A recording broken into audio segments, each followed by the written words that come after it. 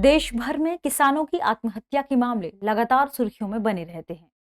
केंद्र सरकार ने कई बार प्रयास किए हैं और कई ऐसी योजनाएं चलाई हैं जिनसे किसानों की आय को दोगुना किया जा सके, उनकी उसकी आय में वृद्धि की जा सके।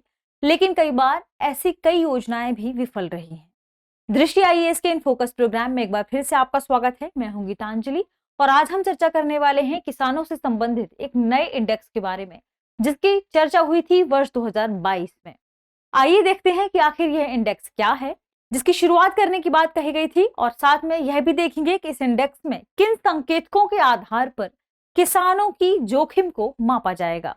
किसानों की आत्महत्याओं की घटनाओं को इस संकेतक के माध्यम से कैसे कम किया जा सकता है। आइए शुरू करते हैं, और शुरू करने से पहले आपके लिए एक महत्वपूर्ण सूचना है।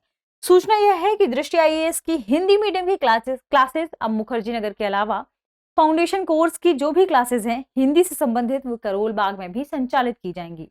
यानी मुखर्जी नगर के साथ साथ जीएस फाउंडेशन कोर्स का पहला बैच अब कहां पर संचालित होगा? करोल बाग में, जिसके शुरू होने की तारीख है 23 जुलाई।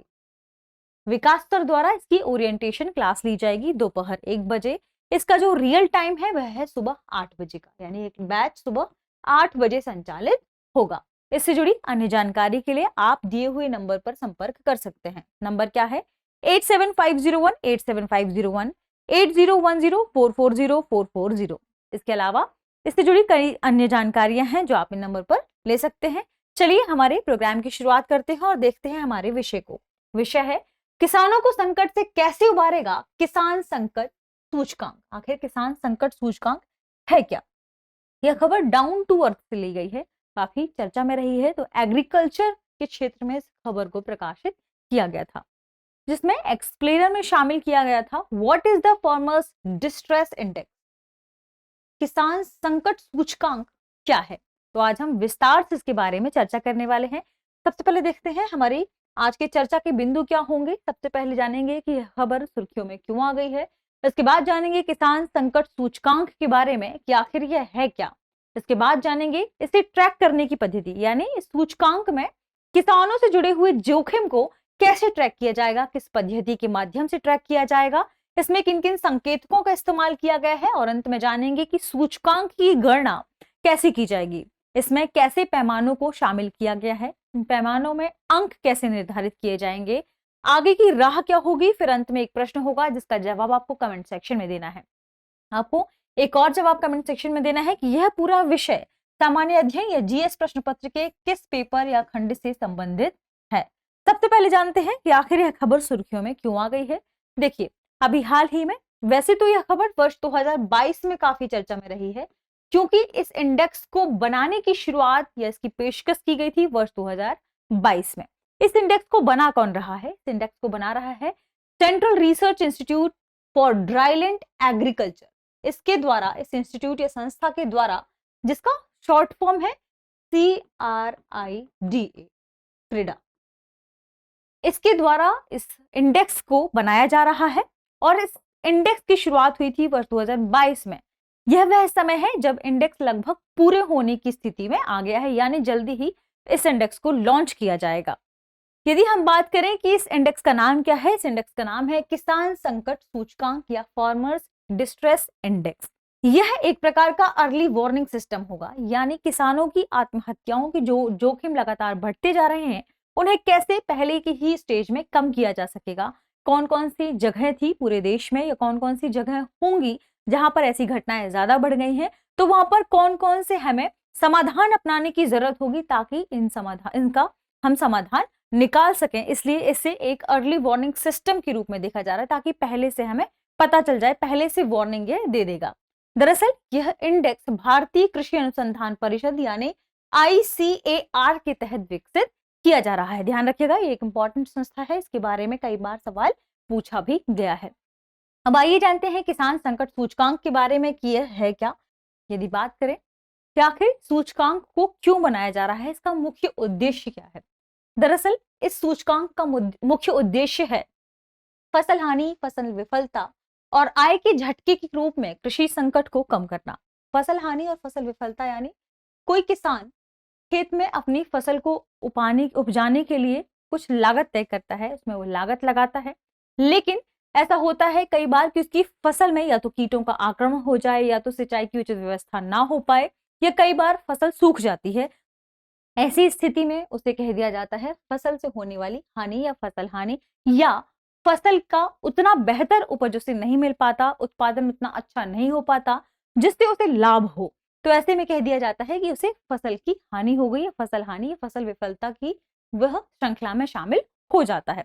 तो ऐसी स्थिति से उबरने के लिए, कृषि के संकट को कम करने के लिए और किसानों को इन संकट से उबारने के लिए ही इस सूचकांक का निर्माण किया जा रहा है। पूरे देश में विभिन्न क्षेत्रों में किसानों की स्थिति क्या है, किस किस क्षेत्र से किसान अधिक आत्महत्या का शिकार हुए हैं या आत्महत्या कर रहे हैं, तो ऐसे में उन्हें देखा जाएगा, उनका मापन किया जाएगा विभिन्न संकेतकों के आधार पर।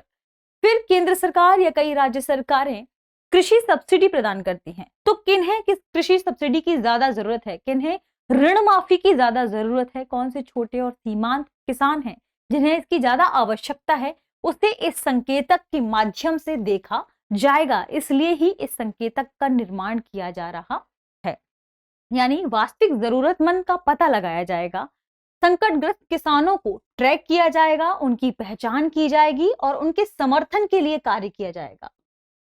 जो भी योजनाएं चल रही हैं उन योजनाओं के माध्यम से उन्हें सहायता प्रदान की जाएगी। यदि उनकी कृषि की उपज अच्छी नहीं हो पा रही है तो उन्हें विभिन्न योजनाओं का सहारा देकर उनके लिए क्या किया जाएगा, कुछ राशि या पैसों की व्यवस्था की जाएगी। तो इन सभी स्थिति से उबारने के लिए ही संकेतक का अभी निर्माण किया जा रहा है भारत सरकार के द्वारा।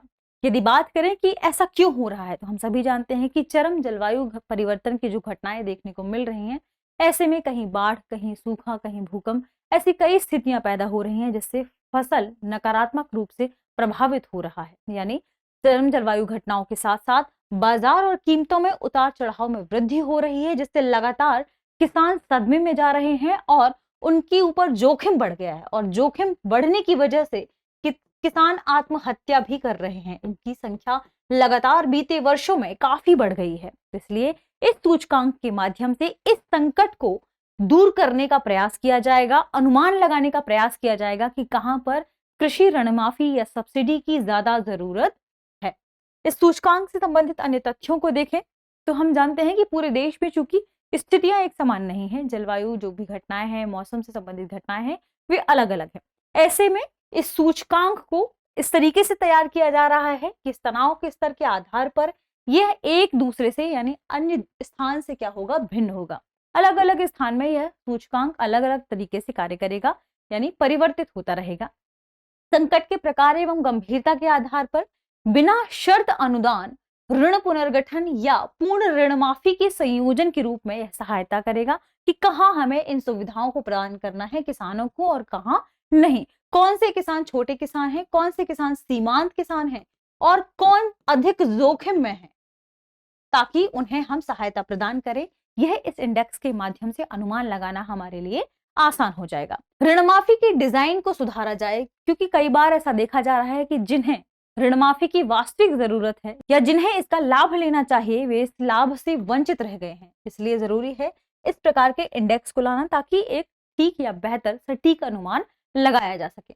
आइए जानते हैं कि इसे ट्रैक कैसा किया जाएगा, इसकी पद्धति क्या है, इस इंडेक्स के माध्यम से कैसे अनुमान लगाया जाएगा। तो दरअसल किसानों के संकट की घटनाओं पर किसी भी रिपोर्ट के लिए सबसे पहले जानकारी इकट्ठी की जाएगी। आसपास के समाचार पत्रों को पिछले कई वर्षों के देखा जाएगा, टटोला जाएगा, जो भी समाचार प्लेटफॉर्म्स हैं, सोशल मीडिया प्लेटफॉर्म्स हैं, उनसे जानकारी इकट्ठी करके सारा डेटा बेस कलेक्ट किया जाएगा। फिर उस आधार पर देखा जाएगा कि ऋण चुनौतियां कहाँ ज्यादा आ रही हैं, किन किसानों को आ रही हैं, आत्महत्या से मृत्यु किस क्षेत्र में हो रही है, कैसे किसान इसका शिकार हो रहे हैं, कीट हमले कहाँ पर सर्वाधिक हो रहे हैं, सूखा बाढ़ जैसी स्थितियां कहाँ हो रही हैं, प्रवासन जैसे अन्य मुद्दे, कई स्थानीय मुद्दे हैं, वे कहाँ पर अधिक प्रभावित है, कौन से स्थान पर ज्यादा ध्यान देने की जरूरत है और किन्हें लाभ की या सरकारी योजनाओं की आवश्यकता अधिक है, इनके बारे में ठीक से जाना जाएगा।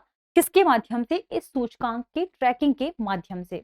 इसमें दो संभावनाएं हो सकती है। एक संभावना यह कि ये मामले अलग अलग क्षेत्रों में देखे जा रहे हों, या तो ऐसा हो सकता है कि व्यापक रूप से पूरे देश में या व्यापक रूप से कई क्षेत्रों में ऐसे मामले देखे जा रहे हैं, तो इसी आधार पर फिर मापा जाएगा। अंत में सीमांत व छोटे मझोले किसानों को बुलाकर या उन्हें इन्फॉर्म करके क्या किया जाएगा, टेलीफोनिक साक्षात्कार किया जाएगा, उनसे इंटरव्यू किया जाएगा, बातचीत की जाएगी, उन्हें किन चीजों की जरूरत है इस बारे में चर्चा की जाएगी और फिर उन्हें यह सहायता मुहैया कराई जाएगी।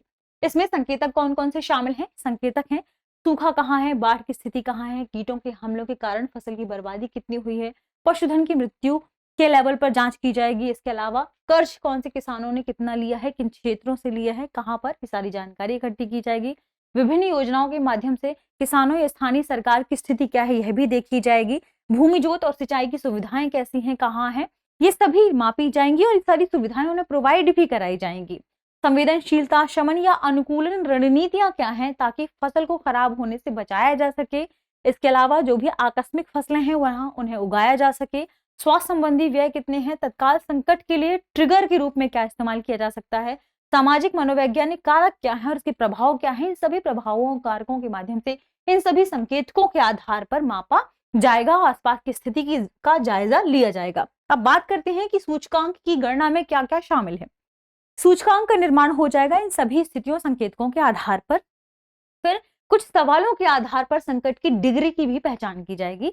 इसे 3 कैटेगरीज में डिवाइड किया गया है। अमूमन इसकी जो संख्या होगी, सूचकांक का मान होगा वह 0 से 1 के बीच में होगा।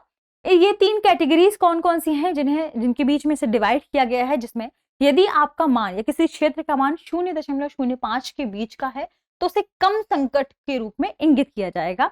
दूसरा, यदि 0.5 से 0.7 के बीच में है तो इसे मध्यम संकट के रूप में इंगित किया जाएगा और यदि स्कोर 0.7 से ऊपर है तो उसे गंभीर संकट के रूप में इंगित किया जाएगा और उसी हिसाब से फिर उन्हें यहाँ सुविधाएं उपलब्ध कराई जाएंगी। यानी यदि सूचकांक गंभीर है तो यह पहचान किया जाएगा कि 7 में से कौन सा एक घटक है जो अधिक गंभीर है ताकि किसानों को संकट से उबारा जा सके और यहाँ पर कौन सा ऐसा घटक है जिससे अधिकतम संकट हो सकता है, कौन सा ऐसा घटक है जिस पर ज्यादा ध्यान देने की जरूरत है, जिस पर ज्यादा फोकस करने की जरूरत है ताकि किसानों को कम से कम यहाँ हानि हो।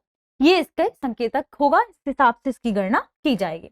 अब महत्वपूर्ण है कि इसकी गणना में और कौन सी चीजें शामिल हैं। देखिए, सूचकांक को वर्तमान में मोबाइल और डेस्कटॉप एप्लीकेशन के रूप में ही कार्य किया जाएगा इस सूचकांक के माध्यम से।